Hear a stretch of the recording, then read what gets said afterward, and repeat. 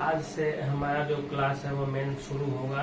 अनुच्छेद 1 से हम शुरू करेंगे। संघ और राज्य से संबंधित जो 4 अनुच्छेद है 1 से 4 तक उसका वर्णन करेंगे। और उसके बाद हम लोग क्या पढ़ेंगे, जो हमारे यहाँ जो देसी रियासतें थी वो किस तरह से भारत में मिली, सरदार पटेल और वीपी मेनन की बात यहाँ पे करेंगे। इसके बाद क्या करेंगे कि जो राज्य थे हमारे यहाँ, राज्यों का पुनर्गठन कैसे हुआ। जैसे आज आपके जो दिखते हैं इतना सारा राज्य है, लगभग 28 राज्य और 8 केंद्र शासित प्रदेश है अभी वर्तमान में हमारे यहाँ। तो ये पहले नहीं थे, बल्कि जैसे पहले महाराष्ट्र एक राज्य हुआ करता था जिसमें गुजरात भी आता था। अभी क्या है, महाराष्ट्र अलग हो चुका है और गुजरात अलग राज्य कब हुआ, तो 1960 में। तो ये सब चीजें अभी हम पढ़ेंगे। और उसके बाद पढ़ेंगे नागरिकता। अब धीरे धीरे आप लोगों का स्पीड बढ़ाने जा रहे हैं और स्पीड आप लोगों का बढ़ते जाएगा। और उसके बाद जल्दी जल्दी हम सारी चीजें जो मेन है वो सब देखते चलेंगे। तो अभी जो सबसे पहले हम शुरू करेंगे वो समझते हैं क्या, तो देसी रियासतों से समझते हैं। देसी रियासतें क्या थी, जैसे भारत जब आजाद हुआ तो उस समय जैसे ग्वालियर एक राज्य हुआ करता था, जोधपुर राज्य था, काठियावाड़ एक राज्य हुआ करता था, गुजरात का जो कच्छ आप देखते हैं अभी दलदली क्षेत्र है जो आर्द्र भूमि है एक तरह से, तो वहाँ भी एक तरह से राजा हुआ करता था कच्छ का। तो इस तरह से मतलब 500 से ज्यादा रियासतें थी भारत स्वतंत्र भारत में। लगभग 550 से ज्यादा देसी रियासतें थी। इसमें से कुछ के पास तो अपनी पुलिस भी थी, काफी अमीर भी थे। जैसे जो हैदराबाद रियासत थी दक्षिण भारत में, वो काफी मजबूत और ताकतवर रियासत थी, वो भारत में मिलने को तैयार नहीं थी। लास्ट में क्या हुआ, जो पुलिस कार्रवाई के द्वारा हैदराबाद को भारत संघ में मिलाया गया। आपसे प्रश्न पूछा जाता है कि हैदराबाद जो देसी रियासत थी वो किस प्रकार भारत संघ में मिली, तो पुलिस कार्रवाई के द्वारा। और ये हुआ कैसे देसी रियासतों का भारत में विलय, तो जो सरदार पटेल थे, सरदार वल्लभ भाई पटेल जो गुजरात से आते हैं, तो सरदार पटेल के नेतृत्व में क्या हुआ था, एक रियासत विभाग का निर्माण किया गया था। रियासत विभाग कि आप जाइए सभी रियासतों से बातचीत कीजिए और उन्हें भारत में मिलने के लिए पेशकश कीजिए। और रियासत विभाग के जो सचिव थे वीपी मेनन थे और ये दोनों मिलकर ही जो इतने देसी रियासतें थी भारत में सभी का विलय कराया। तो जो बार बार पूछा जाता है प्रश्न, तो वो क्या है, तो हैदराबाद पुलिस कार्रवाई के द्वारा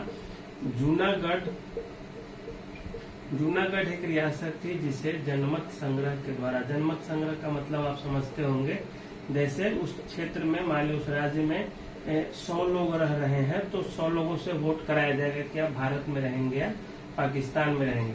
तो ज्यादातर लोगों ने बोला कि हम भारत में रहेंगे जूनागढ़ में। ऐसे में क्या हुआ कि जूनागढ़ भारत में शामिल हो गया। और वहाँ के जो जूनागढ़ के जो मंत्री थे वो चाहते थे कि पाकिस्तान में चला जाए, इसीलिए वहाँ के राजा को ज्यादा वो चढ़ा करके रखे थे सिर पे कि आप बोलिए हम भारत में नहीं जाएंगे। लेकिन सरदार पटेल के सूझबूझ से क्या होता है कि जूनागढ़ भारत में मिल जाता है। इसके बाद एक होता है कश्मीर, जो जम्मू कश्मीर है। जम्मू कश्मीर कैसे भारत में मिला, तो विलय पत्र पे दस्तखत हुए थे जिसके माध्यम से उसके लिए एक अलग संविधान में प्रावधान किया था, जो अनुच्छेद 370 के माध्यम से उसे अधिकार दिए गए थे। और उसे अमित शाह ने 2019 में गृह मंत्री जब बनते अमित शाह तो 370 को हटा देते हैं, क्योंकि बीजेपी का ये एजेंडा था कि हम 370 हटाएंगे, जैसे राम मंदिर बनाने के लिए वो बोलते थे उसी तरह। तो ये 3 आप याद रखेंगे। फिर बाकी के जो रियासत थे वो सीधे स्वतः रूप से भारत में शामिल हो जाते हैं। और इस तरह से क्या होता है कि हमारा जो अभी का जो भारत है वो एक तरह से विशाल भारत का रूप ले लेता है। अब इसके बाद हम क्या पढ़ते हैं, तो अब पढ़ेंगे कि हमारे यहाँ जो अनुच्छेद है वह राज्य और संघ से जो जुड़ा हुआ है, तो उस पे हम एक एक करके चर्चा करेंगे। अभी 2 मिनट में ये खत्म हो जाएगा। याद क्या क्या करना है इसकी टेंशन आपको नहीं लेनी है, वो यहाँ पे रिवीजन के थ्रू आपको हो जाएगा। अभी आप समझते चलिए धीरे धीरे। अब क्या करता है, भारत के जो संघ और राज्य के क्षेत्र हैं। अब इसमें देखिए आप अनुच्छेद कहाँ से कहाँ 1 से 4 तक आप पढ़े होंगे। अनुसूची कितना थी, अनुसूची 1 में थी, और जो भाग था संविधान का उसके भी पहला भाग इसी से संबंधित था, संघ और उसके राज्य क्षेत्र। जो अनुसूची पढ़े थे हम 12 अनुसूची, उसमें भी इसी चीज का वर्णन था। तो अब क्या है, अनुच्छेद 1 क्या कहता है, हमारे संविधान में कितने अनुच्छेद हैं आपको बताए थे, 395 अनुच्छेद है, 22 भाग है और 12 अनुसूचियां। तो जो अनुच्छेद 1 है यह काफी इम्पोर्टेंट है, आपको याद होना चाहिए। अनुच्छेद 1 कहता है कि India that is Bharat, India that is Bharat shall be union of state, shall be union of states. तो इसका क्या मतलब है कि India that is Bharat, India अर्थात भारत क्या है, तो राज्यों का संघ है। इसका मतलब क्या है कि भारत की एक अपनी पहचान तो है ही, लेकिन वो किस चीज से है, तो राज्यों के संघ के रूप में। अब मान लीजिए आप 28 राज्य और 8 केंद्र शासित प्रदेश है, 28 राज्य और 8 केंद्र शासित प्रदेश को अलग हटा देते हैं, छोड़ देते हैं, तो फिर भारत क्या है, भारत कुछ बचा ही नहीं। तो इसका मतलब सीधा सीधा यही है कि जो भारत है वह राज्यों का संघ है, उसमें केंद्र शासित प्रदेश भी आ जाते हैं। तो पहला अनुच्छेद हमारा यही कहता है कि India that is Bharat shall be union of state. तो इसका एक और ये भी मतलब है कि आगे चल के भारत में यदि कोई राज्य आते हैं, सम्मिलित होते हैं, तो वह भी भारत का ही अंग होगा। तो अब समझ गए आप। तो अनुच्छेद 1 समझ गए कि भारत जो है वह क्या है, राज्यों का संघ है। अब क्या है अनुच्छेद 2, इसमें क्या कहता है, अनुच्छेद 2 कहता है कि हम कहीं से भी 2 राज्य को एक साथ करके मिला के एक नया राज्य बना सकते हैं। मतलब जैसे अब एक राज्य बिहार है, एक उत्तर प्रदेश है, केंद्र सरकार के पास पावर है कि उत्तर प्रदेश और बिहार दोनों को मिला के कोई एक नया राज्य नाम रख दे, कुछ भी ABCD नाम रख सकता है। जैसे अब कृष्णनगर नाम रख दे, केंद्र सरकार के पास पावर है कि बिहार और उत्तर प्रदेश दोनों को मिला करके बोले नहीं बिहार रहेगा नाम, ना उत्तर प्रदेश रहेगा, क्षेत्र दोनों का होगा और इसका नाम रहेगा आज से कृष्णनगर। तो ये अनुच्छेद 2 यही कहता है कि हम 2 अलग अलग क्षेत्रों को मिला करके एक नया राज्य बना सकते हैं, या कोई स्वतंत्र जगह भी वैसा दिखे केंद्र सरकार को, उसे भी नया राज्य घोषित किया जा सकता है। अब अनुच्छेद 3 क्या है, अनुच्छेद 3 कहता है कि जो वर्तमान में जो राज्य है उसे कई भागों में तोड़ने का पावर है किसे, तो केंद्र सरकार को। जैसे ये पूरा राज्य था और इसे आप मान लेते हैं कि अब इसका 3 भाग हो गया, तो 3 भाग हो गया, या किसी राज्य का, जैसे कोई बड़ा राज्य है उससे कुछ हिस्सा काट करके, कुछ दूसरे से काट करके, कुछ तीसरे से काट करके, ये जो एरिया बचता है उसे भी केंद्र सरकार एक नया राज्य घोषित कर सकती है। जिसके आधार पर आप समझेंगे जब 2000 ईस्वी में 3 राज्य बने थे, क्या क्या बने थे, तो उत्तराखंड बना था, उसके बाद झारखंड बना था और छत्तीसगढ़। तो झारखंड, उत्तराखंड, छत्तीसगढ़ जब बना था तो वो क्या था, भारत में नया भूभाग तो शामिल हुआ नहीं था। जैसे बिहार से काट करके झारखंड बनाया गया, उत्तर प्रदेश से काट के उत्तराखंड और मध्य प्रदेश से काट करके एक तरह से छत्तीसगढ़ राज्य बनाया गया। तो यह क्या था, अनुच्छेद 3 का ही अनुच्छेद 3 का प्रयोग करके ही ऐसा किया गया था कि नए नए राज्यों का निर्माण उसी क्षेत्र से किया गया था। और यहाँ पर अनुच्छेद 2 में क्या होता है कि 2 अलग अलग क्षेत्र को मिला करके एक नया राज्य बना दिया जाए, तो वो अनुच्छेद 2 का प्रयोग करके होगा। अब अनुच्छेद 3 आप समझ गए होंगे। अनुच्छेद 3 में ही एक और चीज समझ लीजिए, राज्य के नाम में भी परिवर्तन केंद्र सरकार आसानी से कर सकती है, और वो भी साधारण बहुमत से कानून पारित करके। जैसे पश्चिम बंगाल है, वो बोलता है कि हमारा नाम पश्चिम बंगाल नहीं बल्कि पश्चिम बंग कर दिया जाए। अब वो क्या है, राज्य की जो विधानसभा है वो पास करके तो देगी, लेकिन राज्य को अधिकार नहीं है अपना नाम खुद से बदल लेने का। तो केंद्र चाहे तो केंद्र बदल सकती है। जैसे पश्चिम बंगाल का नाम यदि सीधे सीधे बंगाल रखना पड़ जाए तो भी केंद्र सरकार संशोधन करेगी संविधान में, वो भी साधारण बहुमत से पारित कर देगी, और एक तरह से पश्चिम बंगाल का नाम पता चला कल से केवल बंगाल रह गया। तो नाम में परिवर्तन कौन कर सकती है, तो केंद्र सरकार आसानी से कर सकती है। इसके अलावा एक बच गया इसमें और अनुच्छेद 4। तो अनुच्छेद 4 का सीधे सीधे मतलब एक लाइन में आप समझ लीजिए कि अनुच्छेद 4 का मतलब है कि अगर इन तीनों आर्टिकल, तीनों अनुच्छेद का प्रयोग करके सरकार कुछ डिसीजन लेती है, उसका ये मतलब नहीं होगा किसी भी हाल में कि यह संविधान का संशोधन किया गया, और इसे इस आधार पे आप चुनौती भी नहीं दे सकते हैं। इसका कुल मिलाकर यही है, अर्थात ये केंद्र सरकार के पास ये अनुच्छेद इस तरह का काम करने का अधिकार देती है केंद्र सरकार को। इस कारण इसे संशोधन और संविधान का जो भाग 20 है, जिसमें संशोधन से रिलेटेड अनुच्छेद क्या था, 368 था, उसके अधीन इन चीजों को न माना जाए कि सरकार ने नाम में परिवर्तन कर दिया या क्षेत्र में परिवर्तन कर दिया। तो कुल मिलाकर ये 4 आप समझ गए होंगे। एक बार और से बोल देते हैं। अनुच्छेद 1 क्या कहता है, इंडिया जो कि भारत है राज्यों का संघ होगा। भाग 2 क्या कहता है कि हम किसी भी 2 क्षेत्र को मिला करके एक क्षेत्र बना सकते हैं और एक नया राज्य बना सकते हैं। अनुच्छेद 3 क्या कहता है कि वर्तमान में जो राज्य हैं उनमें से हम थोड़ा थोड़ा तोड़ के या 2 भाग 3 भाग करके हम नया राज्य बना सकते हैं। राज्यों के नाम में भी परिवर्तन किया जा सकता है या नए राज्यों का निर्माण किया जा सकता है। तो नए राज्यों का निर्माण कैसे होता है, तो अनुच्छेद 3 के माध्यम से होगा। और क्या होगा उसमें कि केंद्र सरकार साधारण बहुमत से, केंद्र की जो सरकार होगी वो इस चीज को पास करा लेगी और ये आसानी से पास भी हो जाएगा। तो ये आप समझ गए 4 अनुच्छेद। भारत राज्यों का संघ होगा। दूसरा है कि किसी भी जो 2 भूभाग होगा उसे हम एक कर सकते हैं। कहीं से भी जमीन अगर लिया जाता है भारत में, भारत संघ में शामिल होता है, उसे हम आसानी से शामिल कर सकते हैं। अनुच्छेद 3 का क्या मतलब है कि हम एक को 3 भाग में तोड़ सकते हैं, 2 भाग में तोड़ सकते हैं, 4 भाग में तोड़ सकते हैं, जितना में तोड़ना हो कोई दिक्कत नहीं। अनुच्छेद 4 का क्या मतलब है, सीधे सीधे जो ये सब डिसीजन ले जाएंगे उसे संशोधन न माना जाएगा और साधारण संशोधन नहीं माना जाएगा, मतलब साधारण बहुमत से केंद्र की सरकार पास करा ले और वो लागू हो जाएगा। अब ये समझ गए आप। और अब इसके बाद आप अब आइए राज्यों का जो पुनर्गठन हुआ है, राज्य फिर से बने हैं, उस पे अभी हम आपको अब चर्चा करने जा रहे हैं। तो सबसे पहले देखें कि जब भारत आजाद हुआ था तो उस समय देश की स्थिति इस तरह से नहीं थी।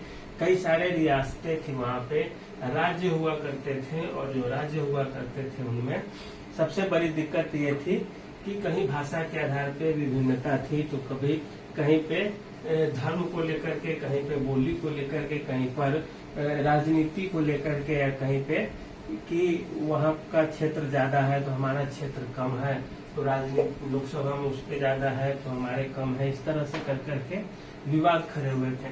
तो उसके बाद इसकी जो राजेंद्र प्रसाद जो हमारे राष्ट्रपति थे, यहाँ टाइटल आप देख लीजिए, राज्यों का पुनर्गठन। तो राजेंद्र प्रसाद जो हमारे राष्ट्रपति थे वो क्या किए कि एक एसके धर थे, इलाहाबाद हाई कोर्ट के मुख्य न्यायाधीश रह चुके थे एसके धर।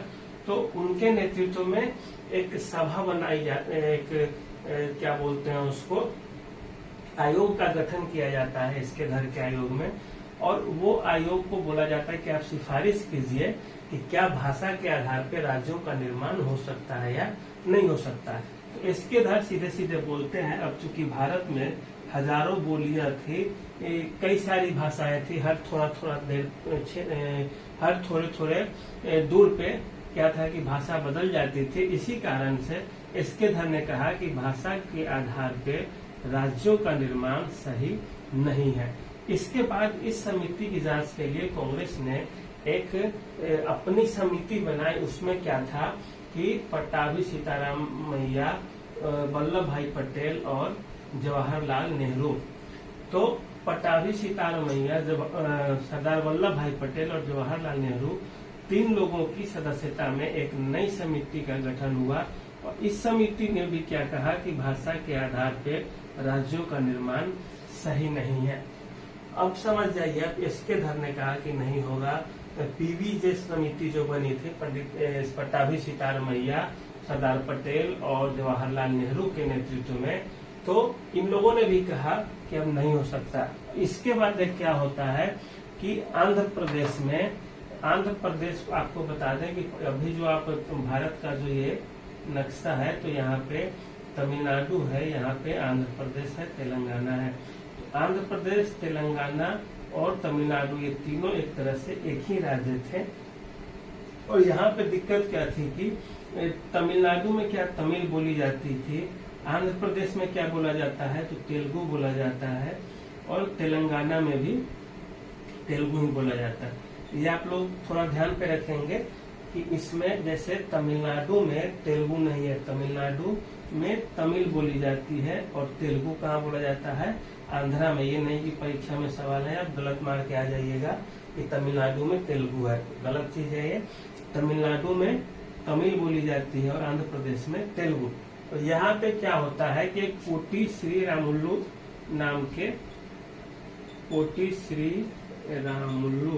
नाम के एक व्यक्ति थे, वृद्ध व्यक्ति थे। वे क्या करते हैं कि अनशन पे बैठ जाते हैं, अर्थात बिना खाए पिए, कि हमें एक अलग राज्य का निर्माण किया जाए हमारे लिए, और आंध्र प्रदेश को एक अलग राज्य का दर्जा दिया जाए। पोटी श्री रामुलु क्या होता है इनके साथ की 1952 की घटना है, ये 52 या उसके आसपास की। ये क्या होता है कि भूख हड़ताल पे 52-54 दिन रहते हैं, और उसके बाद इनकी मृत्यु हो जाती है।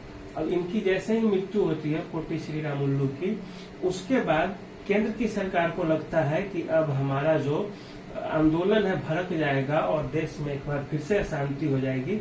इस कारण केंद्र की सरकार आनन फानन में जो आंध्र प्रदेश थी उसे राज्य का दर्जा दे देती है।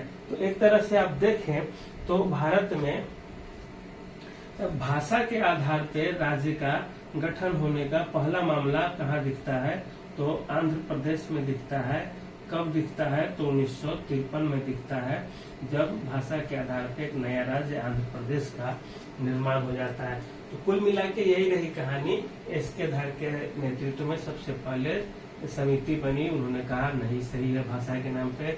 उसके जांच के लिए पटाभी सीतारमैया, सरदार पटेल और जवाहरलाल नेहरू की अध्यक्षता में फिर से एक समिति बनती है, जो भी कहती है भाषा के आधार पे नहीं। एक चीज और याद रखेंगे आप, राष्ट्रीय भाषा आयोग के अध्यक्ष कौन थे तो फजल अली थे। फजल अली, ये सवाल भी पूछा जाता है परीक्षा में। फजल अली भाषा आयोग के अध्यक्ष थे उस समय। अब देखिए यहाँ पे अब हम एक एक करके 2 मिनट में सारे राज्यों को निपटाते हैं। तो अब देख लिए पोटी श्री रामुलु के नेतृत्व में आंध्र प्रदेश में अलग आंध्र प्रदेश के मांग के लिए आंदोलन भड़का, और पोटी श्री रामुलु की जो मृत्यु है वो हो जाती है भूख हड़ताल के कारण। कितने दिनों के बाद तो 58 दिन के भूख हड़ताल के बाद पोटी श्री रामुलु की मृत्यु होती है। और कब 1953 में एक नए राज्य का निर्माण होता है 1953 में, जिसका नाम था आंध्र प्रदेश। अब इसके बाद क्या होता है 1953 में तो हो गया। अब बारी किसकी आती है तो गुजरात और महाराष्ट्र की। गुजरात और महाराष्ट्र पहले एक ही साथ हुआ करता था, और ये दोनों कब अलग हो जाते हैं तो 1960 में गुजरात और महाराष्ट्र भी अलग होने की बात करने लगते हैं। इसके बाद 1966 में एक घटना घटती है। 1966 में क्या होता है कि हरियाणा भी पंजाब से अलग हो जाता है। तो हरियाणा भी जब पंजाब से अलग हो जाता है, और एक उसके बाद 1966 के बाद एक 1971 में जो हिमाचल प्रदेश है उसे भी एक अलग राज्य का दर्जा दे दी। हिमाचल प्रदेश पहले क्या था तो केंद्र शासित प्रदेश के रूप में था। एक 1963 में इससे पहले नागालैंड को राज्य का दर्जा दिया जाता है। तो 1971 में हिमाचल प्रदेश हो गया। फिर 1975 में क्या होता है कि 1975 में सिक्किम को राज्य का दर्जा दे दिया जाता है। इसके बाद 1975 के बाद क्या होता है 1987 में गोवा को भी राज्य का दर्जा दे दिया जाता है। गोवा के बारे में आप जानते होंगे कि गोवा पे जब भारत आजाद हो गया 1947 में, फिर भी गोवा पे पुर्तगालियों का ही कब्जा था। सबसे पहले कौन आया था पुर्तगाली भारत में तो वास्को डी गामा आया था। तो पुर्तगाली जो थे वो गोवा पे कब्जा किए थे, और ये 1962-63 तक थे ही भारत में। बाद में फिर पुलिस कार्रवाई के द्वारा पुर्तगालियों को खदेड़ दिया गया। पुर्तगाली भारत को गोवा को सौंप देते हैं। गोवा कुछ दिन भी केंद्र शासित प्रदेश के रूप में रहता है। फिर 1987 में गोवा को पूर्ण राज्य का दर्जा दे दिया जाता है। ये हो गया 1987 में गोवा का। और इसके बाद क्या होता है, जो एक मेन है 2000 ईस्वी में होता है। 2000 ईस्वी में क्या होता है, तो झारखंड को, उत्तराखंड को और एक छत्तीसगढ़ को 2000 में दर्जा दिया जाता है राज्य का। और उसके बाद 2014 में जब केंद्र में सरकार बनती है नरेंद्र मोदी की, तो उसके बाद क्या एक देखने को मिलता है कि तेलंगाना को भी अलग राज्य का दर्जा दे दिया गया। उसके बाद 2019 में क्या हुआ, तो जम्मू कश्मीर जो था, जम्मू कश्मीर 2019 में एक राज्य न रह करके अब क्या हो गया है, तो केंद्र शासित प्रदेश यूनियन टेरिटरी हो गया है। जम्मू कश्मीर और लद्दाख दोनों को अलग अलग केंद्र शासित प्रदेश के रूप में विभाजित कर दिया गया है। तो ये इस तरह से आप देखें, कुल मिलाकर के सबसे ज्यादा जो आपसे पूछा जाता है सवाल, वो एक नागालैंड आप याद रखिएगा 1963। आंध्र प्रदेश चूंकि पहला राज्य बना है भाषा के आधार पे, तो 1953 आप याद रखिएगा। और इसके बाद गोवा के लिए याद रखिएगा 1987 में गोवा को पूर्ण राज्य का दर्जा। और एक सिक्किम बार बार पूछा जाता है, 1975 में सिक्किम को पूर्ण राज्य का दर्जा दिया गया। सिक्किम के विलय की भी कहानी जबरदस्त है। वहाँ पे सिक्किम में राजतंत्र हुआ करता था और वहाँ के जो राजा थे, जब भारत में आते थे, वे दिल्ली आते थे, तो वो सीधे सीधे बात करते थे, तुम्हारे प्रधानमंत्री और हमारे प्रधानमंत्री, इस तरह से बात करते थे। उसके बाद उस समय इंदिरा गांधी की सरकार हुआ करती थी और सरकार ने सीधे सीधे देखा कि इनका धीरे धीरे मन बढ़ता चला जाएगा, ऐसे में दिक्कत हो जाएगी, इसीलिए थोड़ा बहुत बल प्रयोग भी कहा जाए, थोड़ा बहुत सूझबूझ भी कही जाए। और उसके आधार पर सिक्किम क्या होता है, भारत संघ में शामिल हो जाता है। अब इसके बाद जो बात बचती है, ये 4-5 आप याद रखेंगे, 1960, 1963। और इसके बाद अब हम लोग क्या पढ़ेंगे, सीधे सीधे एक क्षेत्रीय परिषद के बारे में अब पढ़ते हैं कि वो क्या होती है। ये आपको देखना होगा, तो आप लोग सेंटर में देख सकते हैं, ऐसे नहीं भी देखें तो कोई दिक्कत नहीं है। बाकी जो चीजें थी इसमें काम की, 2000 में 3 राज्य बने थे, वो आपको बता दिए। हिमाचल 1971 में, सिक्किम 1975 में, गोवा 1987 में हुआ है, वो आपको हम बता ही दिए। नागालैंड 1963 में हुआ राज्य बना है, ये भी बता दिए। और 1953 में आंध्र प्रदेश बना, ये भी आपको हम बता ही दिए हैं। अब इसके बाद क्या होता है, इसके बाद एक हम पढ़ते हैं अब एक क्षेत्रीय परिषद के बारे में। इससे कभी कभी सवाल देखने को मिल जाता है। क्षेत्रीय परिषद, क्षेत्रीय परिषद क्या होता है, तो ये संघ और राज्य के बीच में संबंध अच्छे रहें, इसी के लिए इनका निर्माण किया जाता है। केंद्र सरकार और राज्य में तालमेल अच्छी रहे, लोग एक दूसरे को समझते रहे, तभी शासन अच्छा से चलेगा। तो संघ और राज्य में अच्छा रहे। क्षेत्रीय परिषद का क्या है, गठन कौन करता है, तो क्षेत्रीय परिषद का गठन करता है राष्ट्रपति करता है। इसका अध्यक्ष कौन होता है, तो इसका जो अध्यक्ष है, अध्यक्ष कौन होगा, तो गृह मंत्री होंगे अध्यक्ष, गृह मंत्री अध्यक्ष होंगे, या जो राष्ट्रपति किसी कैबिनेट मंत्री को, जो राष्ट्रपति जिसे बताए कि ये कैबिनेट मंत्री बनेंगे, तो वो हो जाएंगे इसके अध्यक्ष।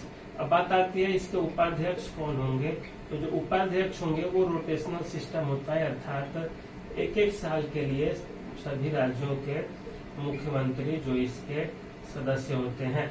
तो क्षेत्रीय परिषद की संख्या कितनी है, तो 5 है, पूर्वी, पश्चिमी, उत्तरी, दक्षिणी और मध्य।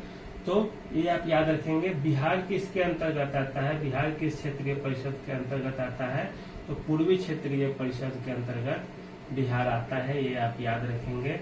बिहार पूर्वी क्षेत्रीय परिषद के अंतर्गत आता है। इसका मुख्यालय कहाँ है, तो कोलकाता इसका मुख्यालय। आपको इतना भी याद रखेंगे तो साफ काम चल जाएगा। इसमें कौन कौन है पूर्वी क्षेत्रीय परिषद में, तो बिहार है, झारखंड है, बंगाल है, उड़ीसा है और नॉर्थ ईस्ट के जितने राज्य हैं उधर सिक्किम, मिजोरम और अरुणाचल प्रदेश, ये सारे इसमें आते हैं। तो कुल मिला के क्षेत्रीय परिषद आप समझिए क्या है, संघ राज्य में तालमेल बना रहे। राष्ट्रपति क्षेत्रीय परिषद के अध्यक्ष होते हैं और इसके जो राष्ट्रपति क्या करता है, क्षेत्रीय परिषद का गठन करता है और इस क्षेत्रीय परिषद का अध्यक्ष कौन होगा, तो गृह मंत्री या कैबिनेट मंत्री। गृह मंत्री यदि नहीं करेंगे अध्यक्षता तो कोई कैबिनेट मंत्री जिसे राष्ट्रपति नामित करेगा वो करेंगे इसकी अध्यक्षता, और इसके जो उपाध्यक्ष होंगे वो मुख्यमंत्री होंगे, बदलते रहेगा। क्षेत्रीय परिषद का गठन कौन करता है, तो राष्ट्रपति करता है। क्षेत्रीय परिषद का अध्यक्ष कौन होता है, तो गृह मंत्री अध्यक्ष होते हैं, और गृह मंत्री नहीं है तो कोई कैबिनेट मंत्री जिसे राष्ट्रपति नामित करे। दूसरा इसका उपाध्यक्ष कौन होगा, तो मुख्यमंत्री। बिहार किस क्षेत्रीय परिषद के अंतर्गत आता है, तो पूर्वी क्षेत्रीय परिषद, जिसकी राजधानी कहाँ है, तो कोलकाता है। उसमें शामिल कौन कौन है, बिहार, झारखंड, उड़ीसा, पश्चिम बंगाल और सारे उत्तर पूर्व के राज्य। तो ये हो गया कितने क्षेत्रीय परिषद की संख्या, तो 5 है क्षेत्रीय परिषद की संख्या। अब इसके बाद हम क्या पढ़ते हैं, तो अब इसके बाद हम पढ़ने जा रहे हैं नागरिकता। नागरिकता क्या है, कैसे है, इसके बारे में ज्यादातर चीजें आप जानते होंगे क्योंकि आपको इससे पहले भी बताए हैं इसके बारे में। जब हम संविधान का भाग पढ़ रहे थे तो वहाँ पे हम क्या पढ़े थे कि भाग 2 में नागरिकता का वर्णन है।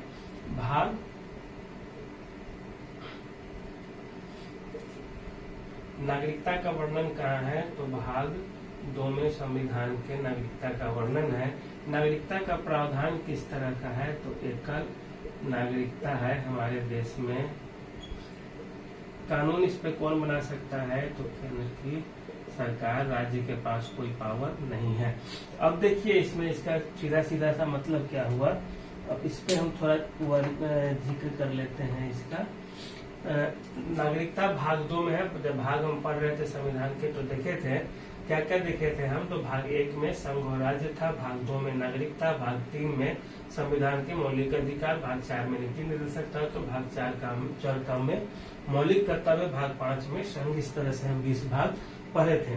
तो भाग 2 में नागरिकता का जिक्र है। आपसे पूछा जाता है सवाल कि नागरिकता का वर्णन संविधान के किस भाग में है, तो भाग 2 में है नागरिकता का वर्णन। अब बात करते हैं कि एकल नागरिकता का क्या मतलब होता है। एकल नागरिकता का मतलब होता है कि भारत का जो नागरिक होगा केवल और केवल एक ही आधार पे होगा, और आधार उसका ये होगा कि वो भारत का नागरिक है। जैसे अमेरिका में क्या है, अमेरिका में दोहरी नागरिकता है। अमेरिका में दोहरी नागरिकता है का मतलब है कि वहाँ पे राज्य का भी नागरिक है। जैसे अमेरिका में जितने 50 राज्य हैं तो 50 राज्य के भी नागरिक है, और वो संयुक्त राज्य अमेरिका का भी नागरिक है। तो वहाँ पे दोहरी नागरिकता है। लेकिन भारत में केवल भारत के नागरिक है। ये नहीं है कि आप अरुणाचल प्रदेश के भी नागरिक हैं, महाराष्ट्र के भी नागरिक है, ये सब हमारे यहाँ नहीं चलता है। कानून इस पे कौन बनाएगा, तो केंद्र सरकार बनाएगी कानून। अब नागरिकता का मतलब क्या है, जैसे आपके पास आधार कार्ड है तो आप याद रखेंगे कि आधार कार्ड जो हमारा है वो पहचान का आधार तो है लेकिन नागरिकता का प्रमाण नहीं है। नागरिकता का प्रमाण आधार कार्ड नहीं है, ये आप याद रखेंगे। सवाल पूछे जाते हैं कि क्या आधार कार्ड होने से आप भारत के नागरिक हो गए, तो जी नहीं, क्योंकि आधार कार्ड नागरिकता का प्रमाण नहीं है। सीधे सीधे याद रखेंगे। हाँ, वोटर आईडी है आपके पास, वोटर आईडी है तो वो एक तरह से नागरिकता का प्रमाण है। पासपोर्ट है, ये आप याद रखेंगे, पासपोर्ट है, वोटर आईडी है नागरिकता का प्रमाण, लेकिन आधार कार्ड नहीं है। अब है भारत का नागरिक कौन होगा, तो भारत का नागरिक जैसे जिसके माता पिता भारतीय हैं, भारत के नागरिक हैं और उसका जन्म भारत में होता है तो वो तो स्वतः भारत का नागरिक हो गया। जैसे माता पिता उसके भारतीय हैं तो संतान स्वतः भारत नागरिक हो जाएगा। इसके बाद एक चीज आप याद रखेंगे कि जैसे मान लीजिए कोई भूभाग है, कल को भारत नेपाल पर कब्जा कर लेता है सीधे सीधे, या जो पीओके है हमारा पीओके पे भारत कब्जा करता, अब तक पीओके के जो लोग हैं वो पाकिस्तान अपना नागरिक उन्हें बताता है, लेकिन जैसे ही पीओके भारत आएगा पूरा का पूरा जितने भी नागरिक होंगे वहाँ पे सब भारत के नागरिक होंगे। भारत नेपाल पे बांग्लादेश पे यदि कब्जा कर लेता है तो वहाँ के सारे नागरिक, चूंकि वो क्षेत्र हम में शामिल हो गया, वो हमारे नागरिक हो जाएंगे।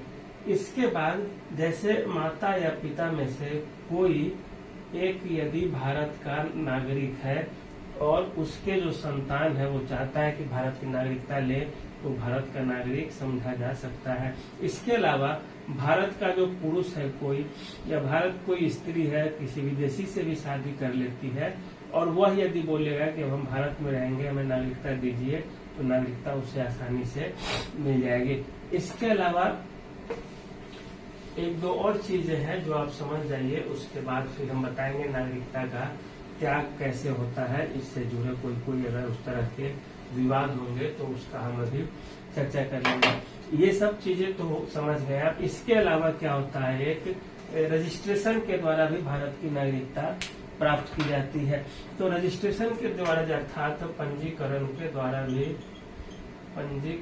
द्वारा भी भारत की नागरिकता, जैसे आपको रजिस्ट्रेशन कराना होगा, पहले तो 6 महीना ही भारत में रहने पर रजिस्ट्रेशन कोई करा सकता था, लेकिन अब भारत में 5 वर्ष आपको पहले रहना होगा, फिर सरकार से अनुरोध करना होगा कि हमारा रजिस्ट्रेशन कर दिया जाए, हम भारत की नागरिकता लेना चाहते हैं। फिर उसके आधार पर जैसे कोई व्यक्ति है 5 वर्ष तक भारत में रह लिया, वो आधार देगा कि हम जैसे शादी करना चाहते हैं या विवाह करने की सोच रहे हैं, इतने दिन रहे हैं, हमारा ये काम है, यदि उनका रिकॉर्ड अच्छा रहेगा तो वो बोल सकते हैं कि हाँ हम भारत के नागरिक बनने के योग्य हैं। तो ये हो गया पंजीकरण के लिए जो अवधि है वह 5 वर्ष है। और देशीयकरण का मतलब होता है कि आप बहुत दिन तक भारत में रह गए और आप चाहते हैं कि आप यहीं बस जाए, यहाँ की नागरिकता ले, तो इसके लिए आपको सीधे 10 वर्ष कम से कम भारत में रहने होंगे। और इसके बाद आपका ट्रैक रिकॉर्ड अच्छा होगा, सरकार को लगेगा कि नहीं ये सही चीज है, तब जाके देशीयकरण के द्वारा भी नागरिकता मिल सकती है। इसके बाद एक और चीज, आप जैसे विदेशों में जन्मे बच्चे, जैसे भारत का कोई राजदूत है, राजनयिक का बच्चा है और वो विदेशों में जन्म लिया है, फिर भी उसे भारत का नागरिक माना जाएगा। क्योंकि उसके माता पिता दोनों भारतीय हैं और स्वेच्छा से वह नागरिकता ले सकता है भारत का। तो ये हो गया कुल मिला के। अब इसके बाद जो हम पढ़ते हैं, जो एक इससे रिलेटेड 2 अधिनियम बनी है, 1955 का नागरिकता संशोधन अधिनियम और दूसरा 1987 का नागरिकता संशोधन अधिनियम। उसके अनुसार जो चीजें थी आपको लगभग हम बता ही दिए। 1987 वाले अधिनियम से ही 6 महीना से 5 वर्ष कर दिया गया और ये सब 10 वर्ष कर दिया गया। भारत का कोई नागरिक यदि किसी विदेशी महिला से शादी कर लेता है तो फिर उस विदेशी महिला को भी भारत की नागरिकता मिल जाएगी और उसके बच्चे को भी भारत की नागरिकता मिल जाएगी। अब एक और चीज यहाँ पे छोटा सा आप समझ लीजिए कि नागरिकता है तो नागरिकता का जो लोप है या मतलब समाप्ति कैसे होती है ये भी देख लीजिए। अब जैसे भारत का कोई नागरिक है किसी विदेश मतलब दूसरे देश की नागरिकता यदि वो ले लेता है स्वेच्छा से, जैसे कोई यहाँ से अमेरिका गया कमाने, वहाँ की नागरिकता ले लेता है अमेरिका की, तो उसकी भारत की जो नागरिकता है वो समाप्त हो जाएगी। विदेश की नागरिकता लेने पे भारत की नागरिकता समाप्त हो जाएगी। अगर स्वेच्छा से कोई व्यक्ति बोले कि हम भारत की नागरिकता छोड़ना चाहते हैं तो भी उसकी नागरिकता समाप्त हो जाएगी। या जो भारत की सरकार है, भारत की सरकार को लगे कि अब ये देश में रहने लायक नहीं है, ये किसी काम का नहीं है, या इसकी साठगांठ किसी दूसरे देश से है, तो भारत की सरकार भी आपसे नागरिकता छीन सकती है। लेकिन आप याद रखिए कि नागरिकता छीनना एक तरह से फांसी की सजा के बराबर है, क्योंकि यदि भारत से की सरकार आपसे नागरिकता छीन लेगी तो फिर आप कहाँ जाएंगे, किसी दूसरे देश में नहीं जा सकते, क्योंकि वो आपसे पासपोर्ट मांगेगा। पासपोर्ट आपके पास तभी रहेगा जब आप भारत के नागरिक रहिएगा, तो आप कहीं जा भी नहीं सकते। लाभ आपको सरकार के तरफ से नहीं मिलेगा। सरकार के कोर्ट में, जेल में, पुलिस में आप हर जगह चक्कर लगाते रहेंगे कि मैं फलाना फलाना फलाना, लेकिन आप नागरिक ही नहीं रहेंगे, तो आपको मौलिक अधिकार में भी कटौती की जा सकती है। तो इस तरह से देखिए नागरिकता का त्याग कैसे होगा, दूसरे देश की आप ले लेंगे तब, स्वेच्छा से कर ले तो, भारत सरकार छीन ले तो। नागरिकता का जिक्र कहाँ है? तो नागरिकता का जिक्र भाग 2 में है।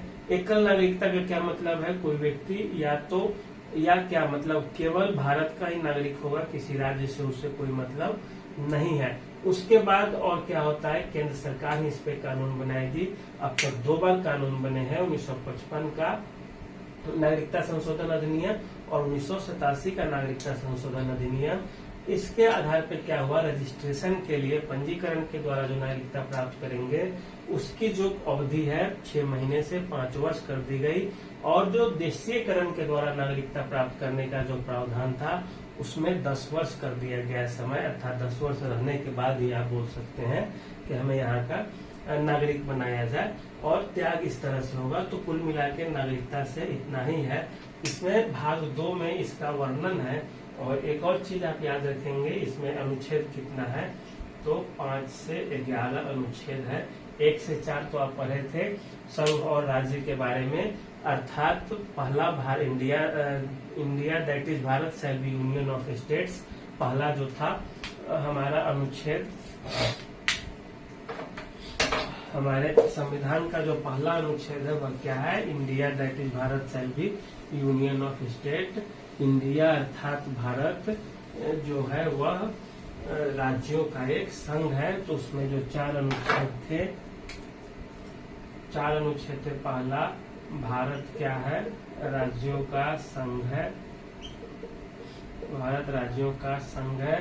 दूसरा क्या था? हम किसी 2 जगह को मिला के अपना एक नया राज्य बना सकते हैं।